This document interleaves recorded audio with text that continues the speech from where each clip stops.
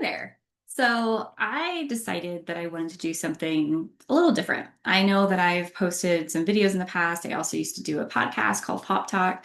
And one of the things that I tend to get frustrated with, I don't know about you, is I hear all these podcasts, I hear all these things, I go through a lot of resources. If you don't know me, hi, my name is Kelly, and I am probably one of the biggest people nerds you'll ever meet when it comes to the people space, right? Whether it's people operations, HR, what do they also call it? Like people enablement, whatever they might title it at the end of the day. Anything related to the people space. I am one of the biggest people nerds you'll meet, probably.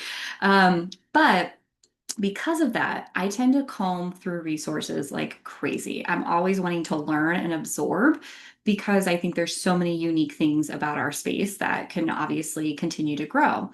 But the hard part about that is a lot of people who preach or who share resources don't do the job. And I know that there's some that do, but they often are at a level or even at a type of an organization at a higher level where it's not really translating into the reality of the day to day. And as much as I love where their heart is, and there's nothing wrong with that, right? It's just they're speaking from where they're at.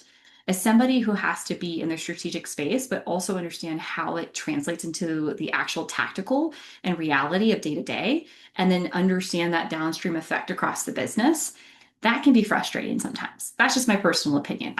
That's just me.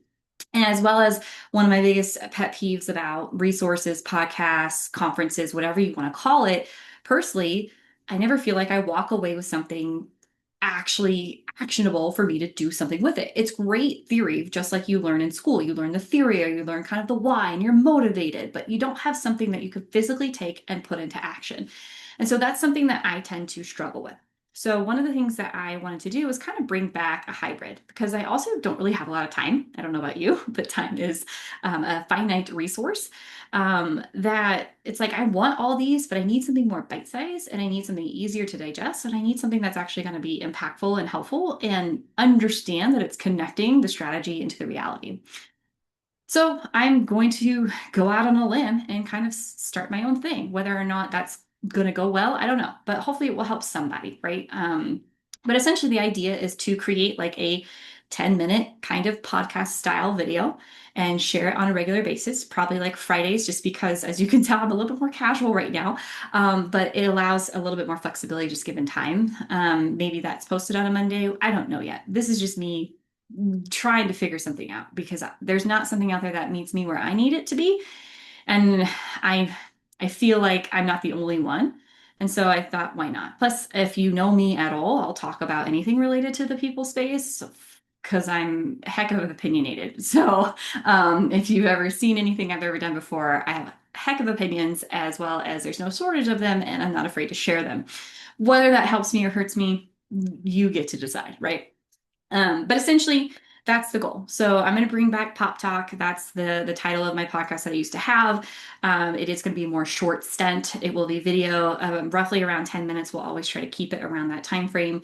I know this one's a little bit different because I'm giving context, but one of the things that I think is really important to note for today, I had a great conversation with a director that I work closely with, and we were talking about leadership. And so I thought this was beautiful. So I just have to share it today as like a nugget for you. But we often talk about, real leaders being people who can listen and understand and empathize and motivate and inspire, not, a manager who's driving tasks and efficiencies.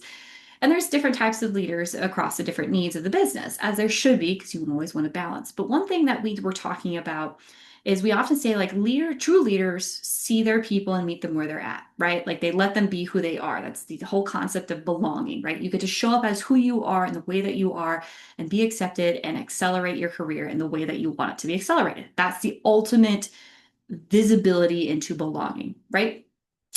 And so we were talking about this, and I was sometimes I just get in a flow when I'm talking. I'll say things that are really profound, or at least that I think are. They may not be new to you, but they were to me, where I just had this aha moment, and we really liked it to where we even commented on like we should record our calls. But essentially, the true definition of leadership that I have never really heard, and I consume heck of leadership content. You would be annoyed how much I consume. is that real leadership is acceptance of who you are and the way that you are in the workplace that you're in. That's real leadership. It's accepting that person and elevating them to the best of their ability within all of the context. So leadership is meeting people where they're at. That's what we always say, right? It's the listening, the empathy, understanding, but it is the acceptance that we don't talk about. Because you may have a high standard, or you may have a boundary that you need to hold or keep that person in place on, and that's totally fine. But there is a level of acceptance that we have to extend to the people that we have on our teams. Because just showing up, just being who they are, and just doing what they're supposed to do in their job description, I know that may sound like the bare minimum to some people, but in some situations, that's enough. And you have to be okay with that. And leadership is accepting that you can still have a boundary, you can still have a standard of the expectations of what somebody must do. You're not negotiating that, right? Because you got to do what you got to do in order to keep your job and get paid. We all do, right? We all have a pay. We got to get paid. But people are different every day they come in. I have a really crappy day. I need a cherry Coke to cheer me up, right? Or something happened to me and I'm not in a good place. As a leader, you need to accept that. And you need to know that there are going to be some weeks where I'm not super great in my performance because I got hella fires to put out that are frustrating and stupid, but I have to do them. Or accepting the fact that I might take a little bit longer to understand what it looks like to learn. Those are the realities that I don't think I've ever really heard spoken about in leadership. And if it has been, please point me in that direction because I would love to learn more of leaders who are thinking that way or speaking about that. But at the end of the day, all the things we hear about are phenomenal. The empathy, the listening, all the things that you hear all the major thought leaders talk about, even though they may not do what we do in the people space as a job, those theories are applicable. That's where that comes in, right? That's why we like Brene Brown and Simon Sinek. That's why we like them. But your job in the people space is to create leaders. Now, you can't, lead a horse to water and you can't force them to drink, right? You give them the opportunities to create leaders, right? So you're giving them the space and learning and development. You're giving them the opportunity to level up. You're letting them be the people leader that you want them to be. That's your job in your people space. And now you may have supporting departments, whether learning development reports into you or not. It depends on your business. But at the end of the day, I just love that idea and that concept that I had to share. Leadership in some capacities is about acceptance. Acceptance of what you can control and what you can't control. And how do you disseminate that to your team when something is out of your control? What can you control in that situation that makes them feel seen, heard, and supported?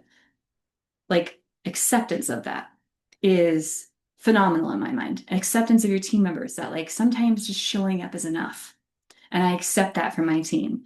And sometimes I need a little bit more. And it's on me to make sure that I support them in that way. Or sometimes things are really crappy and they're not going to be 100%. And I have to be accepting of that and understand and give them that grace. Now you're going to say, Kelly, that's lame. It's just emotional IQ, emotional intelligence. That's what it is. Yes, absolutely it is. But translating that theory into practicality into your day to day so that you can translate it into let's get down to day to day. We're here, right? It's accepting it. You don't have to make excuses to accept bad behavior. That's a boundary or a standard. Those are things that are different. But understanding that meeting people where they're at is true in reality, in its essence, is acceptance. And I thought that was really cool. So I went a little bit longer than ideal here, just given, all the things that I'm trying to fit in here for the sake of that. But what is an action takeaway that you can have? Try to learn how to accept or put yourself in conversations where you're understanding or listening and you're kind of can I accept this or not? Can I help them understand that I'm accepting them for how they are today? If they're having a bad day or if they're having an amazing day, or can I accept the fact that this is out of my control? So what can I control to help my team? So ask yourself when you're encountering situations that are making you uncomfortable, what can I accept here for the sake of this person or for the sake of myself? that is your actionable takeaway. And whether or not it helps, I would love to learn or hear from you. But I would also love to hear what are other things that you think really define leadership, because that was something I haven't really heard of. And I thought was amazing when we had that conversation with me and this director. Um, and again, huge, huge people nerd and love this type of stuff. So I'm going to start trying to post more regularly. It's probably going to be more casual like it is today. And we're going to bring back what I used to do with Pop Talk and just make it a little bit more about let's get the theory into the day to day. Let's break it down because I know it's a meme and I know it's cliche, but ain't nobody have time for that. So I'm gonna be cliche and say that. Like, ain't nobody have time for that because I don't. And I don't know about you, but let's try to make it where you do. And let's make this a better workplace for everybody because if it's kind of rough out there right now and we don't all have the answers, but there's some little things we can do day to day and adjust that can make a huge ripple effect impact. So come along for the ride.